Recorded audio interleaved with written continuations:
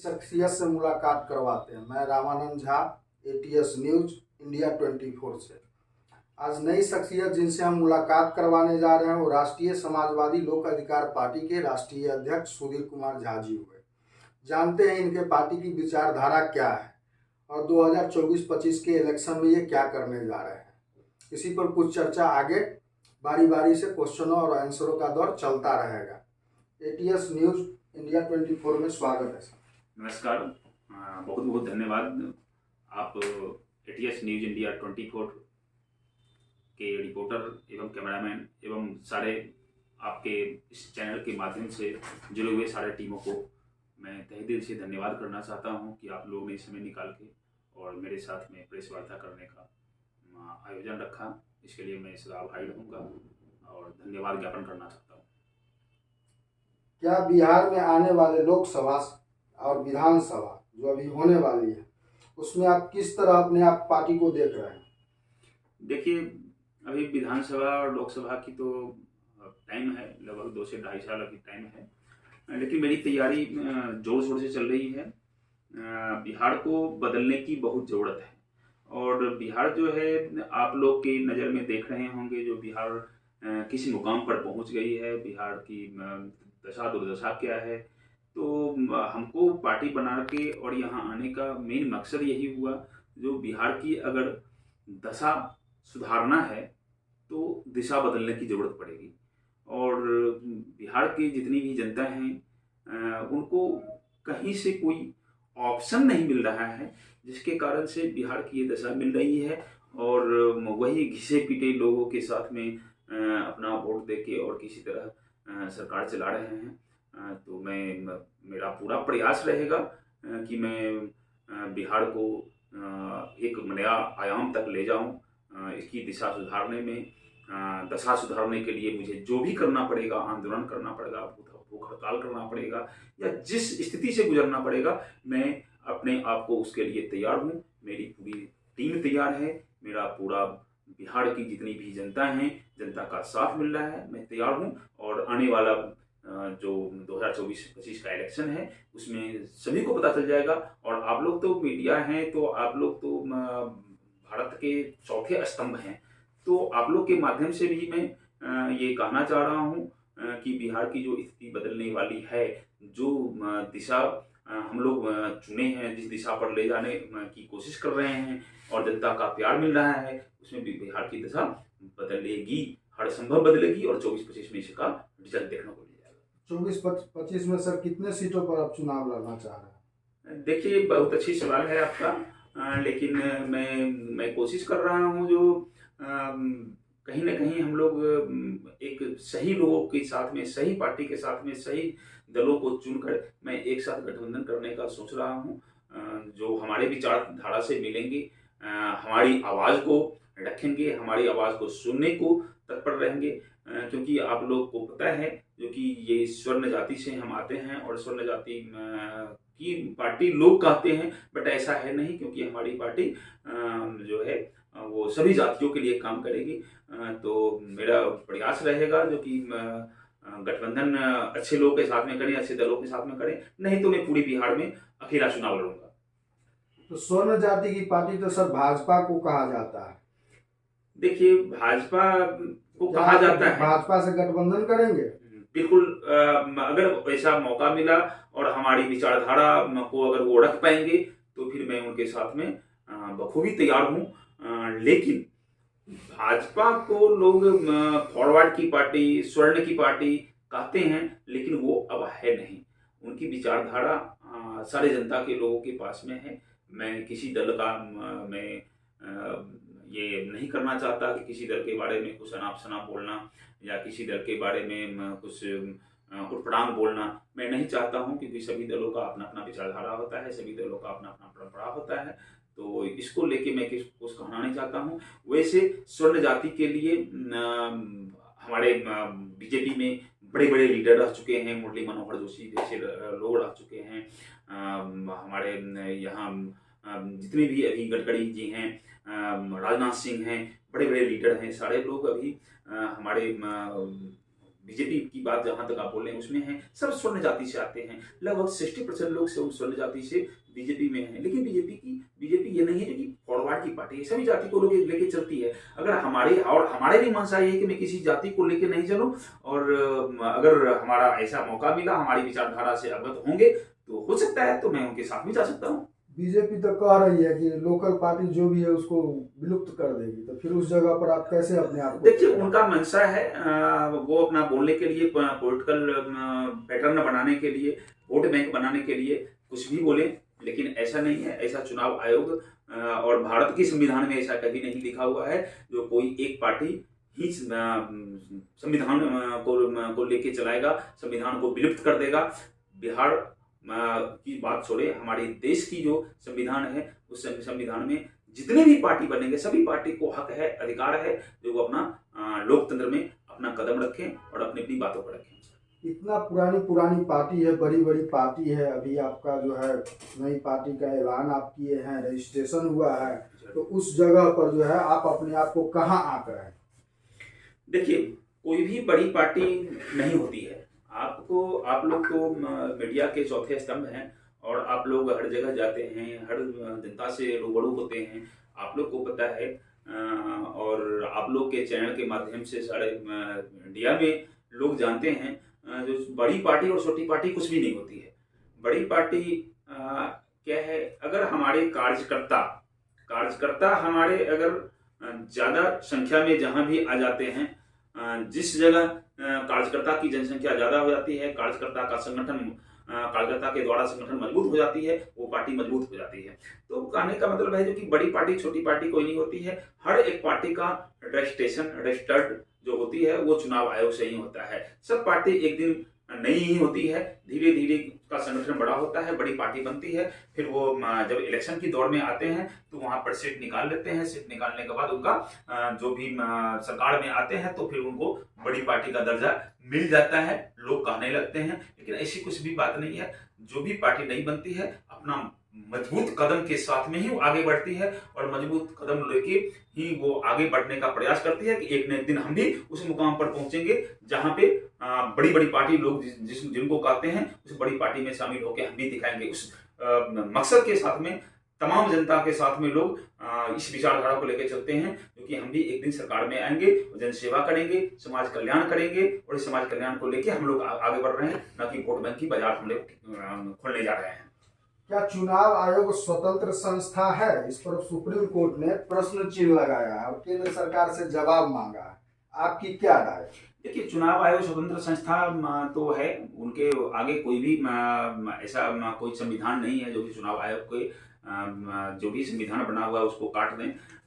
अब इसमें पॉलिटिकल मुद्दा कुछ ऐसी आ जाती है जो रूलिंग पार्टी जहां भी होते हैं वो रूलिंग पार्टी उनको दबदबे के विचार में हो या अपनी बात को दबाने की बात हो, उसके चक्कर में वो छोटी पार्टी को या छोटी मुद्दा को चुनाव आयोग पर थोपने का कोशिश करते हैं। लेकिन अब मुझे विश्वास है, मुझे कानून पर, संविधान पर विश्वास है, तो ऐसा चुनाव आयोग कभी नहीं होने देगा। और चुनाव आयोग पर मुझे पूरा भरोसा है। चुनाव आयोग कभी भी किसी तरह के साथ में इस ढंग का भेदभाव चुनाव आयोग के साथ में होने को न मिला है, न मिलने वाला है, आगे भी नहीं होने की हम उम्मीद करते हैं। और चुनाव आयोग एक निष्पक्ष संस्था है जो किसी के पक्ष में कोई भी मुद्दा नहीं उठाती है, कोई भी एक्शन नहीं लेती है, इससे मुझे पूरा भरोसा है चुनाव आयोग पर। और चुनाव आयोग जो भी करेंगे, जो भी चुनाव आयोग के द्वारा किया जाएगा, वो सभी दलों को, सर्वदलीय को स्वीकार होता है। कुछ दल ऐसे होते हैं जो रूलिंग पार्टी में होते हैं और वो लोग अपना मुद्दा को चापने के लिए, अपनी आवाज को चापने के लिए, अपनी आवाज को ऊपर बढ़ाने, दूसरी की आवाज को चापना और अपनी आवाज को ऊपर बढ़ाने के लिए चुनाव पर दबाव डालते हैं। लेकिन चुनाव आयोग एकदम निष्पक्ष है, वो किसी के पक्ष में फैसला नहीं करती है। अगला प्रधानमंत्री कौन बनने जा रहा है, थोड़ा बताइए। देखिए, प्रधानमंत्री के दौर में तो बहुत लोग हैं, लेकिन मैं ये भी कहना चाह रहा हूँ, जो बिहार में या यूपी में जो इलेक्शन होती है और जो भी प्रधानमंत्री का दावेदारी सीट होती है वो यूपी और बिहार ही उसका निर्णायक स्टेट माना जाता है। तो निर्णायक स्टेट में यूपी और बिहार हैं और इसमें अभी जो भागदौड़ चल रही है, तो मुझे उम्मीद है जो कि इस बार कम से कम इस बार देश के लिए मोदी जी ही प्रधानमंत्री बने, मैं उनका समर्थन करता हूं और मैं तहे दिल से उनका साथ भी देना चाहता हूं कि हमारे देश के लिए अभी कोई ऐसे लीडर नहीं दिख रहे हैं जो हमारे राष्ट्र को चलाएं। मुझे राष्ट्र से कोई दिक्कत नहीं है, मुझे प्रधानमंत्री से कोई दिक्कत नहीं है, मुझे किसी भी अन्य दल से भी कोई दिक्कत नहीं है, लेकिन जो हमारे राष्ट्र के लिए सही लोग हैं उनके लिए मैं हर समय हर कदम हमारा टीम साथ रहेगा। और मैं चाहूंगा, क्योंकि बीजेपी की पार्टी की बात नहीं बोल रहे हैं, मोदी जी को एक बार और रहना जरूरी है, इसके लिए मैं उनके साथ खड़ा रहने की अगर जरूरत पड़ी तो मैं खड़ा रहूंगा। लोग नीतीश कुमार को पलटू राम कहते हैं, वो हवा गठबंधन में जो है बार बार लोग पलट रहे हैं, वो हवा बना रहे हैं, वो सपना देख रहे हैं। नीतीश कुमार जी माननीय मुख्यमंत्री हैं अभी बिहार के, मैं उनका सम्मान करता हूं, लेकिन उनको अपने दल के साथ में रहना, अपनी पार्टी की आगे फ्यूचर देखना, ये सब वो भूल गए हैं। वो जिधर उनको अपना कुर्सी बचाने की मर्जी होता है उधर वो बैठ जाते हैं, उलट के इधर उलट के उधर चले जाते हैं। जनता से विश्वास उठ चुका है, तमाम बिहार की जनता से विश्वास उठ चुका है, जो कि नीतीश कुमार जी हमारे बिहार के मुख्यमंत्री हैं, लेकिन जनता को धोखा देके वहां पे वो चले जा रहे हैं। जनता वोट देके चुनता है, मैं जदयू के पार्टी में जदयू को वोट दे रहा हूं, जदयू के मुखिया को वोट दे रहा हूं, मैं उनको मुख्यमंत्री बनाऊंगा, लेकिन कल के में जनता की बातों से सीधा उलट जाते हैं, कहीं उलट के इधर कहीं उलट के उधर। तो इनकी सपना है, ये सपना इनका पूरा नहीं होने वाला है। और ऐसे से बहुत दौड़ आए हैं। अभी कुछ दिन पहले आप लोग देखा होगा, आप लोग मीडिया बंधु हैं, आप लोग देखे होंगे, तो पटना में एक उत्तराखंड से जो आए थे मुख्यमंत्री, और वो भी उनके साथ में बातचीत किए, लेकिन कोई तवज्जो नहीं दिए उनको। तो कहने के लिए तो ममता बनर्जी भी दौड़ में आ गए हैं, कहने के लिए उत्तराखंड से भी जो है मुख्यमंत्री वो भी आ गए हैं, हमारे नीतीश बाबू जी में भी हमारे माननीय मुख्यमंत्री हैं, ये भी अपनी दौड़ में हवा बना रहे हैं जो हम मुख्यमंत्री बनेंगे, लेकिन ऐसा कुछ भी नहीं है। ये सब हवा हवाई है।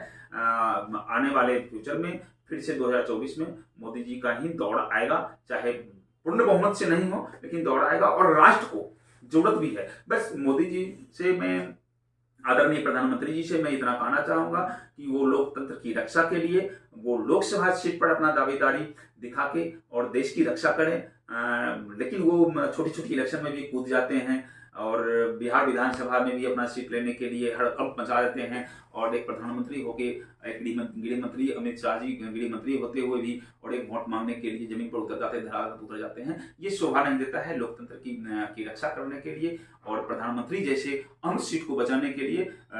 मैं चाहूंगा माननीय नरेंद्र मोदी जी प्रधानमंत्री, आदरणीय प्रधानमंत्री को, जो वो लोकतंत्र में लोकसभा पर फोकस करें और अगला एक बार एक पैटर्न और वो रहें और जनता का विश्वास जीतें। मैं उनके साथ में खड़ा रहूंगा। भले मैं दूसरे दल से हूं, मैं पार्टी बनाया हूं, लेकिन राष्ट्र हित के लिए अभी मोदी जी एक बार और रहना उनको जरूरी है। सर, आप तो विधानसभा में आने की मोदी जी की बात करें, अभी तो एमसीडी चुनाव में गृह मंत्री, भाजपा के राष्ट्रीय अध्यक्ष सब उतरे हुए हैं, कितना मुख्यमंत्री वहां तक उतरे हुए हैं। बिल्कुल सही बोल रहे हैं, ये कैंपेनिंग वो लोग कर रहे हैं। सभी लोग आए, लेकिन जो शीर्ष पद पर बैठे हुए हैं, जिनको लोग राष्ट्र हित में एक सर्वोपरि मुखिया मानते हैं, सर्वोपरि उप मुखिया मानते हैं, एक धरोहर मानते हैं, उनको जनता के बीच में आके वोट मांगना, बैनर पोस्टर बांटना, ये शोभा नहीं देता है। तो थोड़ा सा अपनी जो विचारधारा उन लोग का है उसको कायम रखें। तो मुझे लगता है 24 में अगर इस विचारधारा को कायम रखें तो फिर 24 में फिर से बीजेपी में मोदी जी की लहर आएगी और पूर्ण बहुमत नहीं तो लेकिन सरकार बना लेंगे। लेकिन अगर ये विचारधारा पर नहीं रहें और ऐसे ही करते रहें, एमसीडी में, जिला चुनाव में, नगर निगम में, नगर निकाय में, विधानसभा में, विधान परिषद में, ये सब में अगर वो ऐसे अपना हस्तक्षेप करते रहें तो फिर और दल भी हैं, वो दल जो विरोधी दल हैं, विरोधी दल तो उनके विपक्ष में रहेंगे ही, तो उसमें हो सकता है उनकी नैया डगमगा सकती है। आपका कार्य क्षेत्र आप अपना हमेशा से मुजफ्फरपुर रखे हैं। मुजफ्फरपुर डिस्ट्रिक्ट में अभी विधानसभा का चुनाव हो रहा है कुढ़नी में, इसमें सारे दल अपना अपना ताकत झोंके हुए हैं। आपको क्या लग रहा है कि वहां पर क्या होने वाला है, कैसा समीकरण चेंज होगा? देखिए, कुढ़नी का जो उपचुनाव हो रहा है ये बहुत ही दिलचस्प है। अभी कुछ दिन पहले बोचा में चुनाव आप लोग देखे थे और मोदी जी स्वर्ण जाति को वैल्यू नहीं दिए, ये देखिए जो कि स्वर्ण जाति तो हमारा है, जैसे कहेंगे वैसे मान जाएगा। तो इसका उनको रिजल्ट मिल गया। जो बोचहा में एक सीट जो था वो भूमिहार समाज स्वर्ण समाज मिलके और दूसरे को जिताने का काम किया। तो वही हाल अभी यहाँ भी होने जा रहा है। जो कुरहनी का चुनाव है, इसमें आप जान रहे हैं जो कि महागठबंधन में अभी नीतीश जी, माननीय मुख्यमंत्री साहब नीतीश कुमार जी और उप मुख्यमंत्री तेजस्वी यादव जी की गठबंधन में अभी वहाँ पे चुनाव लड़ी जा रही है। और नीतीश जी की पार्टी से वहाँ पर उनको कैंडिडेट दिया गया है। और वहाँ जो मनोज कुशवाहा को जो टिकट दिया गया है उनको जिताने की बात चल रही है। तो भूमिहार समाज वहाँ पे एक नया आयाम लेके खड़ा हो चुका है। कुछ भूमिहार समाज बोल रहे हैं जो कि हम मुकेश सहनी में एक भूमिहार जाति से नीलम कुमार को टिकट दिया गया है।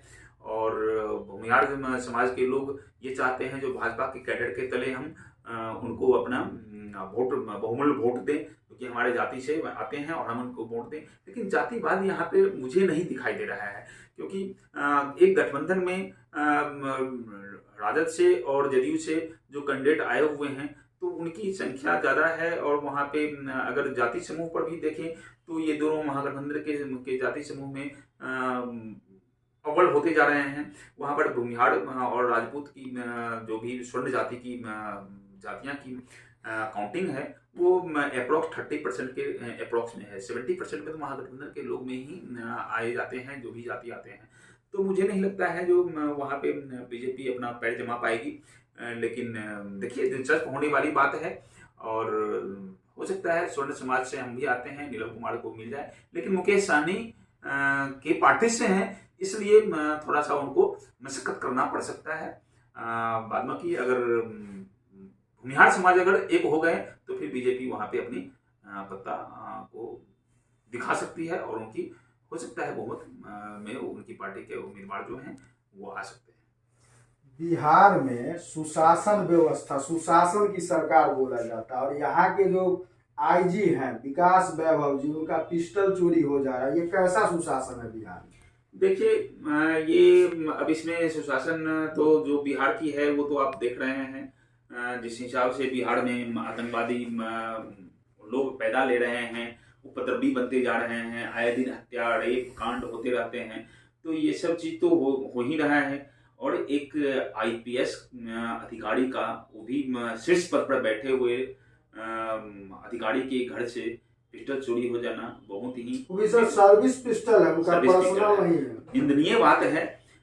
लेकिन मुझे जानकारी जहाँ तक है, मुझे पता चला है जो कि उनकी जो घर में काम करने वाले जो उनका स्टाफ थे, उनका कोई शायद तबीयत थोड़ा खराब हो गया था, जिसके कारण से अपने बेटे को अपने घर में भेज दिए थे। और वहाँ के अधिकारी या वहाँ विकास वैभव सर का मानसा है, वो अंदाजा लगा रहे हैं जो कि वो लड़का आया है, तो उसी लड़का के द्वारा ये चीज़ हो सकता है मिसअंडरस्टैंडिंग हो गया होगा। तो इस मतलब अनुमान के आधार पर उनके उस लड़के को गिरफ्तार कर लिया गया है, पूछताछ जारी है। लेकिन निंदनीय बात है, एक आईपीएस अधिकारी एक बड़े बड़े शीर्ष पद पर बैठे हुए लोग अगर सुरक्षित बिहार में नहीं है तो आम जनता कहाँ सुरक्षित हो सकती है। तो निंदनीय बात है, इस पर विचार करने वाली बात है। और मेरा कोशिश रहेगा जो कि ये आए दिन ऐसा नहीं हो। इस पर अगर मुझे कुछ मुद्दा उठाना पड़ेगा, आवाज़ उठानी पड़ेगी, सुरक्षित तक जाना पड़ेगा, तो मैं उसके लिए भी तैयार हूँ। ऐसी अगर सुरक्षित व्यवस्था रहे तो फिर एक अधिकारी और एक आईपीएस जो शीर्ष पद पर हैं तो आम जनता का क्या हाल होगा। तो ये निंदनीय बात है। इसको मैं बहुत बड़े मुद्दे को पर ले जाने की कोशिश कर रहा हूँ। क्या बिहार में शराबबंदी है? बिहार में शराबबंदी नीतीश जी जो हैं हमारे आदरणीय मुख्यमंत्री, उनकी मंशा है और वो बोल रहे हैं जो मतलब शराबबंदी है। लेकिन आप एक बच्चे से घर में जाके पूछेंगे ना, उनको पूछेंगे जो कि पापा तुम्हारे दारू पीते हैं या टोला मोहल्ला में कोई दारू पीता है, तो बोलता है हाँ, तो घर में आके पहुंचाते हैं। तो इसको शराबबंदी नहीं कहा जाएगा। घर घर में जब शराब आ रही है, पहले ठेका पड़ जाता था तो लोग अपने बड़े बुजुर्ग को देख के शर्म खा के लोग ठेका पर से घूम जाता था। हो सकता है उस दिन दारू नहीं पी रहा हो वो, लेकिन आज के दौर में तो वो नहीं है। आप तो घर में किसी खेत खलिहान में बैठे हुए हैं, घर में बैठे हुए हैं और एक कॉल करते हैं, आपके पास में दारू आ जाता है। तो तो ये तो बहुत निंदनीय बात है। सब मतलब मेरे ख्याल से ये खिलौना हो गया है नीतीश कुमार जी का। ये दारूबंदी जो है वो एक शराबबंदी एक खिलौना बन के रह गया है, नाम का रह गया है। बोलने को कुछ और, होता कुछ और है। और मुझे लगता है इसमें सारे अधिकारी लोग का ऊपर से लेके नीचे तक का सभी का मिली भगत है, जो मतलब रेट्स के 1.5 गुना 2 गुना रेट में आप शराब बेचें और जो भी पैसा होगा तो हमारे नीचे से ऊपर तक पहुंचाते जाएं। तो इसमें आम जनता जो है वो घर से बेदखल हो रहे हैं महंगे रेट में दारू पीने के चक्कर में, और अधिकारी लोग माले माल हो रहे हैं। तो इसलिए ये शराबबंदी मेरे ख्याल से मतलब असफल है, बिल्कुल असफल है। और सारे मंत्री से लेके अधिकारी तक का मिली भगत के साथ में ये शराबबंदी का कानून को तोड़ा नहीं जा रहा है। मेरे ख्याल से इस कानून को तोड़ दिया जाए, तोड़ के और टोकन सिस्टम के जरिए दारू ही अगर चालू करना है तो मतलब अगर अभी नहीं चालू ही है, लेकिन अगर चालू करना है तो टोकन सिस्टम से चालू कर दें, जो कि बिहार की जो रेवेन्यू हमारा करोड़ों में, हमारी रेवेन्यू जो खत्म हो रही है बिहार की, ये रेवेन्यू हमारा जनरेट होना चालू कर देगा और लोग ढंग से दारू पीना चालू करेंगे। जिनको जो जितना जरूरत है वो टोकन सिस्टम रहेगा, वो टोकन के आधार पे अपना जाएंगे, टोकन लेंगे। आर्मी वगैरह में देखते हैं जो अपना कोटा फिक्स रहता है, उस कोटे के आधार पे दारू लेते हैं। यहाँ भी लोग कोटे के आधार पर दारू लेंगे, सबका लेखा जोखा रहेगा। उसमें अगर ज्यादा दारू लेते हैं तो उनके पास में इनकम है तो दारू ले रहे हैं, फिर इनकम टैक्स के पास में उसका फाइन जाएगा, भैया तुम इतना महीने का इतना दारू पीता है, पैसा कहाँ से लाता है। तो हमको लग रहा है जो ये जो कुव्यवस्था है वो व्यवस्था सही हो जाएगी अगर हम लोग दारूबंदी को खत्म करके और एक नया रूल के साथ में हम लोग दारू चालू करें। तो जितना नाम माही तक कहते हैं, कम से कम एगो पौवा चालू होना चाहिए पर डे। नहीं, वो तो उनका मखौलिया मिजाज है। माननीय पूर्व मुख्यमंत्री जीतन राम मांझी का मैं सम्मान करता हूँ। उनका एक मजाकिया स्टाइल है जिसमें बोले हैं ये पौवा चालू होने का मतलब क्या है। ये तो मजाक कर रहे हैं, ये नीतीश कुमार को बौखला रहे हैं। जो शराबबंदी चालू की है उनको बौखला रहे हैं कुछ से कुछ बोल के। ऐसा नहीं बोलना चाहिए। अगर दारू को, शराबबंदी को अगर तोड़ना है तो फिर अब देखिए ना, अब ये शराबबंदी के कारण हमारे प्रशासन परेशान रहते हैं, हमारे आपदा प्रबंधन के लोग भी इसमें परेशान रहते हैं। किसी कारण से शराब पी के मौत हो गई, लोग कहता है आपदा में हो गया, उसका ये मुआवजा चाहिए, वो मुआवजा चाहिए। जेल भरा हुआ रहता है, कोर्ट भरा हुआ रहता है। क्या है ये मजाक बना के रख दिया गया है। पूर्णतः दारू बंद कर दिया जाए, सारे जितने भी बॉर्डर है सबको सील कर दिया जाए। सारे बॉर्डर अगर सील हो गया तो दारू आएगी कहां से। अगर दारू अगर आ रही है बॉर्डर से बाहर से, क्योंकि आप देख रहे हैं हरियाणा से दारू आ रही है, बंगाल से दारू आ रही है, नेपाल से दारू आ रही है, फिर क्यों आ रही है। जाके बॉर्डर से नहीं किए हुए हैं, वहां के लोग की मिली भगत है, तभी तो वहां से दारू आ रही है। इसलिए मुझे मेरा कहना है कि ये पूर्णतः बंद कर दिया जाए और कोई मजाकिया माहौल नहीं बनाए, और सारे मिलके एक संविधान में एक पॉइंट को ऐड करें जो दारू को, शराबबंदी को किस ढंग से इसको चालू किया जाए, और चालू करने में हम कौन कौन सा कंडीशन इसमें करेंगे। सब सहमति से इस नियम को चालू कर दिया, जो हमारे बिहार की रेवेन्यू जो घट रही है वो बर्बाद नहीं हो। अभी हमारा रेवेन्यू या तो अधिकारी मालामाल हो रहे हैं या नहीं तो हमारे दूसरे राज्य के लोग, दूसरे स्टेट के जो सरकार हैं उनके पास में हमारा रेवेन्यू जा रहा है। अगर दारू चालू हो जाती है, शराब चालू हो जाती है तो वो रेवेन्यू हमारे बिहार में आएगी। इसलिए मैं आदरणीय मुख्यमंत्री जी से मतलब अपना संज्ञान देना चाहता हूं कि इस पर विचार विमर्श करें और कोशिश करें जो बिहार की रेवेन्यू जो बर्बाद हो रही है उस पर थोड़ा सा अपनी मंशा को जचाएं। सर, यहाँ पर युवाओं में बेरोजगारी का बड़ा माहौल है कि आपको दिन प्रतिदिन बेरोजगारी बढ़ती जा रही है। अब तो नया नया सुनने को मिल रहा है, पटना में लग रहा है रोजगार मेला, वहाँ नियुक्ति पत्र वितरण का भी एडवर्टाइज किया जा रहा है। दिल्ली में मोदी जी नियुक्ति पत्र बांट रहे हैं, जगह जगह उनके कार्यकर्ता, सांसद, विधायक। पहले तो नियुक्ति होती थी तो पता भी नहीं चलता था, सिर्फ बहाली निकलता था उसका पता था, बीच में पूरा बहाली रोक दिया गया। अब नियुक्ति पत्र का ही नया ड्रामा क्या है? देखिए, नियुक्ति पत्र अब मुख्यमंत्री जी पिछले चुनाव में आप लोगों ने सुना होगा, आप लोग से ज्यादा तो कोई नहीं जानता है क्योंकि आप लोग मीडिया वाले हैं और हर जगह पहुंचते हैं, हर जगह हर न्यूज को आप लोग जनता के बीच लाते हैं। तो पिछले चुनाव में आप लोग देखे होंगे जो तेजस्वी जी जो अभी माननीय उप मुख्यमंत्री हैं बिहार के, और हमारे आदरणीय मुख्यमंत्री नीतीश कुमार जी, जो वादा किए थे जो कि हम 10 लाख युवाओं को नौकरी देंगे, उस वादा को निभाने में अब ये अपना रोजगार सृजन कर रहे हैं। सर वो तो अस्थायी नौकरी के बारे में, यहाँ पर तो लेखापाल बहाल हो रहे हैं, अभी नया जमीन का सर्वे काम हो रहा है, साल 1.5 साल 2 साल 3 साल के लिए, फिर तो बेरोजगार ही होगा। तो उस नियुक्ति पत्र को क्या कहेंगे आप? बिल्कुल, मैं इसके सहमति में नहीं हूँ, मैं इससे पूर्ण सहमत नहीं हूँ, क्योंकि आज के डेट में किसी को कॉन्ट्रैक्ट के बेसिस पर अगर रखा जा रहा है तो मैं इसका विरोध करता हूं, क्योंकि कॉन्ट्रैक्ट बेसिस पर रखने के लिए के बाद लोग काम करते हैं, तन मन धन से वहां पर काम करते हैं, अपना पूरा समय व्यतीत करते हैं। जब उनका एज समाप्त हो जाता है, किसी लायक नहीं बचते हैं, तो या तो कॉन्ट्रैक्ट आगे बढ़ाया जाएगा या नहीं बढ़ाया जाएगा, रूलिंग पार्टी पर निर्भर करता है। क्योंकि जो विरोधी पार्टी थे, सरकार में नहीं थे, वो अपना वादा कर दिए, वादा करने के बाद सरकार में गए तो फिर वो कुछ उस पर कॉन्ट्रैक्ट के थ्रू बहाली करके और नियमित रूप से उनको घोषणा कर दिया, उनको नौकरी दे दिया। जिस दिन वो अपना सरकार से हटे, उनकी सरकार टूटी, तो वो जितने भी लोग हैं जो नियोजित हैं वो बेरोजगार बन जाते हैं।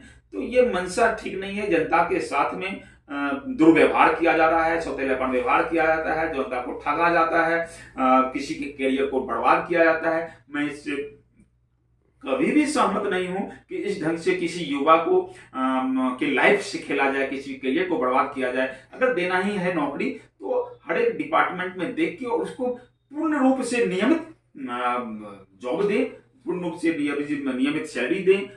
जो मूल वेतन है, जो हमारा वेतन आयोग फिक्स होता है, वेतन आयोग के हिसाब से उनको नियमित रूप से गवर्नमेंट एम्प्लॉय बनाए, जिससे कि उनकी भी एक मनोबल बढ़ेगा और उनका फ्यूचर ब्राइट होगा। कल के डेट में उनके आने वाले बच्चे जो होंगे वो रोड पर नहीं आएंगे। आज की तो मंशा ये हो गई है, 2 साल 3 साल के लिए कॉन्ट्रैक्ट पर नौकरी कर लेते हैं, सरकारी नौकर कहला जाते हैं, और 3 साल 4 साल के बाद उनकी पता चलता है जो उनको किसी न किसी बहाने उनको नौकरी से निकाल दिया जाता है। कभी सत्यापन सर्टिफिकेट की जांच के नाम पर, तो कभी मेडिकल अनफिट के नाम पर, कभी धोखाधड़ी के नाम पर, किसी न किसी बहाने उनको नौकरी से निकाल दिया जाता है। तो मेरा मंशा ये नहीं रहेगा कभी, और मैं कभी नहीं इसका सपोर्ट करूंगा कि किसी को कॉन्ट्रैक्ट बेसिस पर नौकरी रखे। आप 2000 की जगह पर 5 साल की नौकरी दीजिए, नियमित नौकरी दीजिए, तो फिर वो वहां पे किसी न किसी परिवार का जो भी लोग वहां पर ज्वाइन किए हैं वो आपको पूरी लाइफ जब तक जिंदा रहेंगे तब तक आपका मान सम्मान इज्जत और आपके साथ में वो उस टाइप से बात करेंगे। आंकड़ा भी तो इकट्ठा करना है ना, वो जो वादा जो हुआ वो आंकड़ा कैसे पूरा होगा? तो अभी तो नीतीश जी का और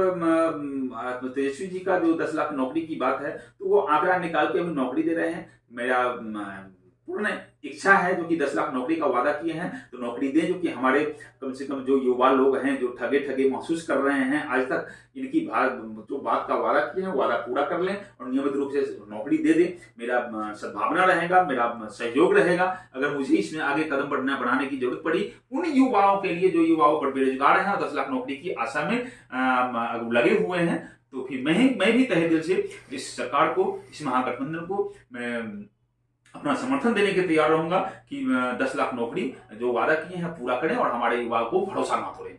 हमको तो लग रहा है केंद्र सरकार का अग्निपथ योजना जो है वही हर जगह लागू हो रहा है आंकड़ा दिखाने के चक्कर। बिल्कुल ये चीज है। तो ये जो है ये मोदी जी का, हमारे आदरणीय प्रधानमंत्री जी का ये बहुत ही गलत कदम उठा है अग्निवीर के लिए, क्योंकि अग्निवीर में 4 साल की नौकरी करना, 6 महीना ट्रेनिंग देना, 4 साल की नौकरी देना, 4 साल का बेरोजगार हो जाना, और बेरोजगार होने के बाद वो सारा ट्रेनिंग लिए हुए रहेगा बंदा। आप सोचिए ना, एक नौजवान बच्चे को आप 6 महीना का ट्रेनिंग दिला देते हैं, जितने भी हथियार है सारे हथियार का ट्रेनिंग दिला देते हैं, सारे हथियार ट्रेनिंग दिलाने के बाद 4 साल की नौकरी दे देते हैं, 4 साल में रुपया वो कमा लेता है, कमाने के बाद बेरोजगार बन जाएगा। अब उसको तो कहीं से कुछ सीखने की जरूरत नहीं है, तो ट्रेंड है, कभी भी आतंकवाद बन सकता है, कभी भी इंडिया को ध्वस्त करने का ताकत रख सकता है। जितनी संख्या में अग्निवीर की बहाली हो रही है उतनी संख्या में जब बेरोजगारी बढ़ जाएगी तो आप अनुमान लगा सकते हैं देश का क्या हाल होने वाला है, क्योंकि अनट्रेंड कोई नहीं होगा, कोई अनस्किल्ड नहीं होगा, सब स्किल्ड होगा, और वो स्किल्ड लोग हथियार की ट्रेनिंग लेने वाले, उसको तो पेंशन रुकने का भी डर नहीं रहेगा, कुछ भी नहीं है, वो तो मतलब रोड छाप हो जाएगा, 4 साल में रोड छाप हो जाएगा। अब किसी को आप मतलब भारत सरकार की नौकरी देखिए और उनको बोलेंगे सिक्योरिटी गार्ड की नौकरी कीजिए, टाटा में, भेल में, घेल में नौकरी कीजिए सिक्योरिटी गार्ड की, वो अपना मानसिकता खो बैठेगा, वो अपनी मानसिकता को खो बैठेगा तो ये देश चलाने की बात कहाँ है। तो आप तो आतंकवाद पैदा कर रहे हैं। आप देखिए चीन में 3 साल 4 साल 5 साल 6 साल की ट्रेनिंग होती है और उस 3 साल 4 साल 5 साल की ट्रेनिंग देके तब वहां पर मतलब अपना मिलिट्री फोर्स को तैयार किया जाता है। और आज हमारे बिहार में, हमारे इंडिया में क्या है, 6 महीना का ट्रेनिंग दिया जाता है। आप बताइए, जो 10 साल का ट्रेनिंग लेकर आया, 5 साल का ट्रेनिंग लगाया, उसके सामने वो 6 महीना का बंदा क्या करेगा? वो तो हमारे भारत पर कब्जा करेगा ही। आज मोदी जी हैं तो कह रहे हैं हम ये कर लेंगे, वो कर लेंगे, पुलवामा हमला करा लेंगे, सर्जिकल स्ट्राइक करा लेंगे, लेकिन ये 6 महीना का ट्रेनर 10 साल के आगे में क्या टिक पाएगा? सोचने वाली बात है। ये बिहार की नहीं, पूरा हम बिहार से आते हैं, सारे स्टेट को इस पर सोचने वाली बात है। इसमें तो सर ज्यादा योगदान यूपी बिहार के ही लोग देते हैं। हाँ, इसलिए कि बिहार और यूपी के लोग ही पूरा देश चलाते हैं, वर्ल्ड चलाते हैं। यूपी बिहार के लोग अगर वापस बिहार और यूपी चले आए, देश में भूखमरी पैदा ले लेगा। एक भी आदमी काम करने को तैयार नहीं होगा, क्योंकि बिहार यूपी के आदमी जितना मजबूत हैं, जितना शक्तिशाली हैं, जितना बुद्धिजीवी हैं, कोई काम नहीं कर पाएगा। गुजरात के लोग या अन्य स्टेट के लोग ये काम जो हमारे बिहारी जाके वहां करते हैं, किसी से संभव नहीं है। इतना वजूद नहीं है बिहार यूपी वाले के लड़का के सामने में, किसी स्टेट के लड़का का, जो कि हमारे बिहार और यूपी के लड़का के सामने में कोई कदम उठाए और उसके मुकाबला में काम कर पाए। इसलिए बिहार यूपी का लड़का जिस दिन अपने बिहार और यूपी अपने वतन को लौट आएगा, उस दिन पूरे इंडिया में भूखमरी पैदा ले लेगा। आज देखिए, जो कि बिहार में हमको अगर देश की सुरक्षा है, देश में लोग बेरोजगारी दूर करने की बात कर रहे हैं, अपनी विरोध की बात कर रहे हैं, तो मुझे बताएं, जो गुजरात का, पंजाब का, हरियाणा का, दिल्ली का, कर्नाटक का आदमी हमारे बिहार यूपी में आके काम करके दिखाए, फिर हम बताएंगे। हमारे बिहार और यूपी से ही क्यों, पूरे देश में, पूरे वर्ल्ड में हमारे बिहार और यूपी से हर एक कैडर में, मजदूर वर्ग से लेके और IAS ऑफिसर तक हमारे बिहार और यूपी के लड़के जाके काम करते हैं। छोटे पद से लेके बड़े पद तक हमारे यूपी और बिहार के लोग विराजमान हैं, अव्वल रखते हैं। फिर हमारे बिहार और यूपी में दूसरे स्टेट का आदमी काम करने क्यों नहीं आता है? इतनी मंशा हर एक दल को, हर एक रूलिंग पार्टी को, हर एक मंत्री और प्रधानमंत्री और मुख्यमंत्री को लेना चाहिए कि अगर बिहार में अगर ऐसा काम है तो फिर सारे लोग, दूसरे स्टेट के लोग भी बिहार में जाके काम करें। लेकिन है ही नहीं। हमारे यहाँ ना उद्योग है, ना हमारे यहाँ कोई फैक्ट्री है, ना हमारे यहाँ कोई ऐसा काम है जो कि वहाँ के लोग यहाँ काम करने आएंगे। हमारे बिहार यूपी के लड़की बहुत सशक्त हैं, मजबूत हैं, परिश्रमी हैं, मेहनती हैं, जो जाके और दूसरे देश में, पूरी वर्ल्ड की कोई एक ऐसा देश नहीं होगा जहां हमारे बिहार यूपी के लोग नहीं होंगे और वहां जाके काम कर रहे हैं। तो बिहार के लोग तो ऐसे मजबूती हैं जो अपनी बीवी, गर्भवती बीवी को रास्ता नहीं मिला, डॉक्टर के पास में इलाज के ले जाने के लिए रास्ता नहीं था, और रास्ता में वो रास्ता नहीं मिलने के कारण, बहुत दूर रास्ता हो जाने के कारण, गाड़ी नहीं था, कांधे पर ले जाके, पैदल ले जाके, और वो डॉक्टर के पास में नहीं पहुंच पाया, उनकी बीवी मर गई। तो एक हथौड़ा लेके खोदते खोदते खोदते खोदते दशरथ माँ जी ने अपने बीवी के प्यार की, इस प्यार की हम बहुत इज्जत कर रहे हैं, जो उस प्यार के लेके छेनी हथौड़ी खोदते खोदते रास्ता तैयार कर दिया। मेरी बीवी मर गई, लेकिन ऐसा दूसरा कोई औरत नहीं पैदा ले गर्भवती होने के बावजूद, और वो बिना रास्ता का भटकते और बेमौत मर जाए, और अपनी बीवी की याद में और एक पहाड़ को खोदते खोदते रास्ता बना दिया। ये परिश्रमी, ये मेहनती लोग हमारे बिहार के लोग होते हैं। क्या कहा जाए, दूसरे देश की बात हम क्या कह सकते हैं? दूसरे देश की बात करने के लिए तो कोई सवाल ही नहीं। बिहार यूपी के बंदे के बारे में बोलना और उसके सामने में, उसके साथ में कुछ भी बात करना, मेहनत और परिश्रम के बारे में कोई सोच नहीं सकता है। इसलिए हम बिहार अव्वल हैं। जिस दिन हम बिहार और यूपी जिस दिन एक हो जाएंगे, उस दिन निर्णायक क्या, पूरा देश में सरकार नहीं बन पाएगी। लेकिन ये चीज हम लोग को एक होना पड़ेगा, बुद्धिजीवी लोग को एक होना पड़ेगा। और ये जो नौजवानों को ठगा जा रहा है, 4 साल 5 साल की नौकरी देके नियोजित नहीं करके उसको कॉन्ट्रैक्ट पर लेके, तो ये सब चीज हवाई है, वोट बैंक बनाने की बात है। अभी आप देखिए, मोदी जी आए थे तो बोले जो कि 7वां वेतन आयोग के बाद कोई वेतन आयोग फिक्स नहीं होगा। अभी फिर चर्चा उभर रही है, 8वां वेतन आयोग फिक्स होगा। क्यों भाई? इलेक्शन 24-25 का आने वाला है, इसलिए। तो ये तो अपनी संविधान है, जब मर्जी है जैसा संविधान बना ले, हम संविधान में छेड़छाड़ कर ले हम।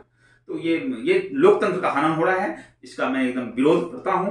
तमाम इंडिया के लोग, तमाम भारतवर्ष के लोगों को मैं आह्वान करता हूं कि ऐसी विचारधारा अगर रही तो लोकतंत्र हमारा देश में बच नहीं पाएगा, इसलिए सबको जगने की जरूरत है।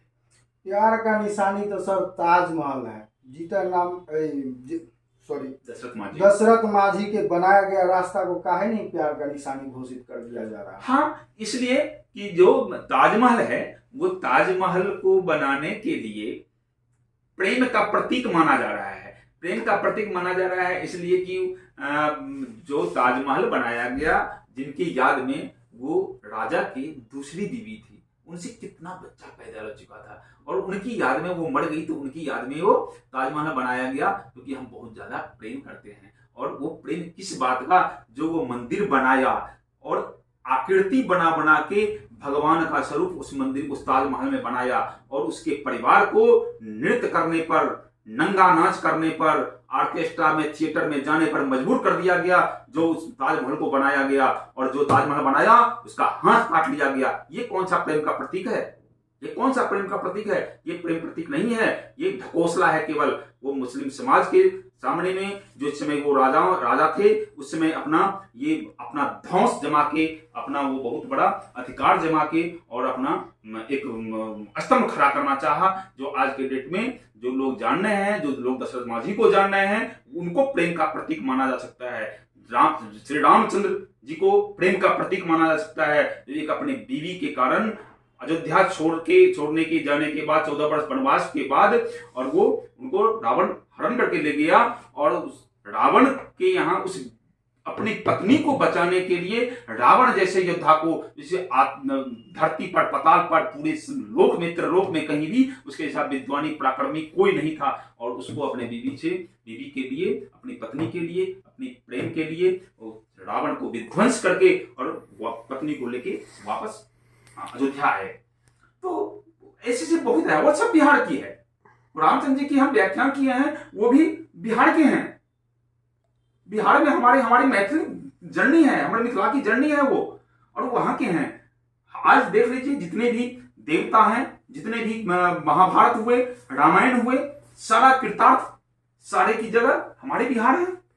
आप देख लीजिए, आप मुंगेर चले जाइए, बिहार की पुरातत्व पड़ा हुआ है। आप सीतामढ़ी चले जाइए, पुरातत्व पड़ा हुआ है। आप वैशाली चले जाइए, पुरातत्व पड़ा हुआ है। तो हमारे बिहार में जो है वो इंडिया की किसी कोने में नहीं है, वर्ल्ड के किसी कोने में नहीं है, और बिहार की धरोहर को हम लोग पहचान नहीं रहे हैं, और प्रेम का प्रतीक हम ताजमहल को मान रहे हैं। ताजमहल पर अगर वोट बैंक नहीं बनाना होता तो हम दशरथ मांझी को प्रेम का प्रतीक मानते। एक गर्भवती बीवी के लेके उसने पूरा पहाड़ खोद के रास्ता बना दिया, जो आज लोग खुशी से उस रास्ते पर चल रहे हैं, और गवर्नमेंट उस पर ग्रांट पास कर रहा है और ग्रांट बना रहा है, लेकिन वहां पर उनका प्रतीक और प्रेम का प्रतीक नहीं मानना है ताजमहल को। जिस ताजमहल बनाने वाले को हाथ काट दिया, उनके बीवी बच्चा को रोड पर भीख मांगने के लिए, नृत्य करने के लिए छोड़ दिया गया। मैं क्या मानूं उस ताजमहल को प्रेम का प्रतीक? मैं कभी नहीं मानता। आज ताजमहल में जाके देखिए, हमारे हिंदुओं की एक आर्ट बना हुआ है। जो ताजमहल बनाया, भगवान राम का, शिव का, सबका प्रतीक बना हुआ है, कहीं ना कहीं आपको दिखाई पड़ जाएगा। और वहां पर उस प्रेम प्रतीक में आप देखिए उस कलाकार का क्या हुआ। तो ये प्रेम का प्रतीक नहीं है, ढकोसला है। आने वाले समय में वो भी ताजमहल का खुलासा मिल जाएगा, आप लोग को बहुत जल्द मिल जाएगा। सर, आप स्वर्ण जाति से, वो भी अग्रिम जाति ब्राह्मण समाज से आते हैं। आज ब्राह्मण जाति का जो है संस्कृति या छौकर्म या जो भी है, संस्कृत बहुत सारे ब्राह्मण को पढ़ने नहीं आ रहा है, बोलने नहीं आ रहा है, इसकी कहीं समुचित व्यवस्था नहीं है। हमको तो लगता है आने वाले समय में ब्राह्मण का जो है ये कर्म वो भी लुप्त हो जाएगा, और संस्कृत तो लुप्त हो ही जाएगा, जबकि ये विश्व की सबसे पुरानी भाषा में से एक है। बिल्कुल सही कहा आपने, और ये शर्मनाक बात है। मैं ब्राह्मण समाज से हूँ, स्वर्ण जाति से हूँ, ब्राह्मण समाज से हूँ, लेकिन हमारी जातिवाद की कोई मंशा नहीं रहा है, क्योंकि हमारी पार्टी का स्लोगन है, सबको इज्जत, सभी का सम्मान, धर्म जात का ना हो अपमान, यही है राष्ट्र लोकसभा का अभियान। तो मेरा स्लोगन से पता चलता है मैं किसी जातिवाद से नहीं हूँ। अब बात रही संस्कृत भाषा की, तो संस्कृत भाषा अपने आप में एक अव्वल भाषा है, जो चरितार्थ है। सभी के मन में ये होता है, क्योंकि हम संस्कृत मतलब जो स्वर्ण जाति से हैं और खासकर ब्राह्मण जाति से हैं, वो लोग चाहते हैं मैं संस्कृत भाषा को एक राष्ट्रभाषा बनाऊं, और इसके लिए लड़ाई भी चल रही है, लेकिन ये लागू नहीं हो पाता है। लेकिन आज यही आप चले जाएं जापान में, चले जाएं इंग्लैंड में, वहाँ भी अभी संस्कृत विश्वविद्यालय अभी भी पढ़ा हुआ है और वहाँ पे लोग संस्कृत पढ़ते हैं, और उनकी मजबूरी है वहाँ पर एक सब्जेक्ट में, एक सिलेबस में डाल दिया गया संस्कृत पढ़ना है। और जहाँ की संस्कृति है, जहाँ संस्कृत पैदा हुआ है, जहाँ से संस्कृत की भाषा से लोगों को, मैथिल समाज को या हिंदू समाज को जाना जाता है, वो वहाँ से विलुप्त हो रहे हैं। तो आने वाले समय में संस्कृत पर अगर हमारे हिंदू, हमारे स्वर्ण समाज अगर इस पर ध्यान नहीं दिए तो संस्कृत भाषा क्या हमारे यहाँ तो पूजा कराने के लिए भी किसी अन्य जगह से लाना पड़ेगा, या नहीं तो फिर हमको रेडियो टीवी में टेप करके रिकॉर्ड करके रखना पड़ेगा और उससे मंच उच्चारण करके हम लोग को पूजा पाठ करना पड़ेगा। क्योंकि आज के दौर में संस्कृत भाषा विलुप्त होती जा रही है। नए दौर के पीढ़ी जितने भी हैं वो इस जो भी संस्कृत भाषा की पढ़ाई है, पढ़ाई करके उनका जो करियर है उस करियर में आना नहीं चाहते हैं। सारे लोग धोती कुर्ता चंदन टीका सब छोड़ के फुल पैंट जींस पर आ गए हैं। तो ये हमारे लिए, आने वाले पीढ़ी के लिए बहुत ही निंदनीय बात है। इस पर मेरा आह्वान रहेगा कि मैं इसके लिए मैं सदन से लेके सड़क से लेके सदन तक मैं आवाज उठाऊं और संस्कृत भाषा को एक मान्यता प्राप्त भाषा बनाऊं और राष्ट्र हित में राष्ट्रभाषा बनाऊं और सिलेबस में इसको मैंडेटरी करवाऊं। ये मेरा इसके लिए समझिए जो कि मेरा बहुत बड़ा ये आंदोलन हो सकता है, तो आगे दिन में आ सकता है। तो संस्कृत भाषा को अव्वल कराने में मेरा क्या भूमिका रहेगा या आप लोग सामने में देख लेंगे। चलिए सर, आज का दौर यहीं पे ख़त्म करते हैं। हम जितना भी सवाल आपसे पूछे आपने अपने अनुसार अच्छा ही जवाब दिया। आज का दौर को यहीं पर समाप्त करते हैं, फिर हम नए दौर में मिलते हैं नए शख्सियत के साथ। ये थे आपके साथ सुधीर कुमार झा जी, राष्ट्रीय समाजवादी लोक अधिकार पार्टी के राष्ट्रीय अध्यक्ष। कैमरामैन सन्नी के साथ Ramanand Jha, news ATS news India 24। धन्यवाद।